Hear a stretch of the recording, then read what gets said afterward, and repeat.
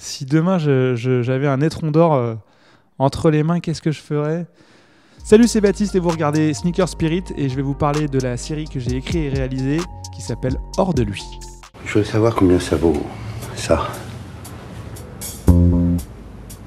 C'est l'histoire d'un homme, Joseph, qui est joué par Ramzy Bedia, qui est marié à Marie, jouée par Olivia Cott. Et c'est un couple en crise. Il a une vie pas très ouf, ce Joseph, que ce soit au boulot, dans sa vie de couple et dans la vie de tous les jours. Et un beau jour, il se met à pondre de l'or. Soit je vous raconte un peu plus, mais je risque de spoiler. Soit vous êtes curieux et vous allez cliquer tout de suite sur France.tv Hors de lui.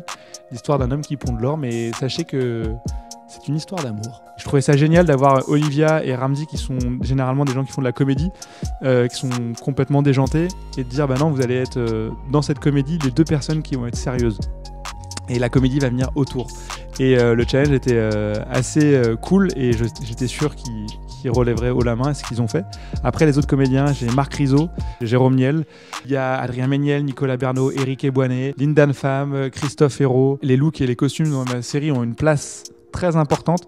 Typiquement dans ma série, moi je voulais quelque chose de très très réaliste. Dans certaines séries, on va avoir des couleurs souvent très flashy, des vêtements très neufs, très repassés, alors que moi je voulais des vêtements qui aient du vécu, des vêtements qu'on voit dans la rue, des vrais vêtements, et aussi qui soient complètement en adéquation avec le statut social de mes personnages. C'est quelque chose qui se faisait en province, de gens de classe moyenne, donc ils n'allaient pas avoir des écharpes Isabelle Marant et des tenues Hugo Boss, j'en sais rien, qui sont pas en adéquation avec leur milieu social ou même leur goût vestimentaire ou de comment je les verrais, quoi.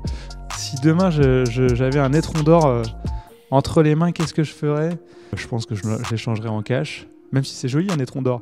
Mais quand tu dis que ça vaut 30 000 euros, dans voilà, l'économie ambiante, etc., c'est cool d'avoir 30 000 euros, quoi.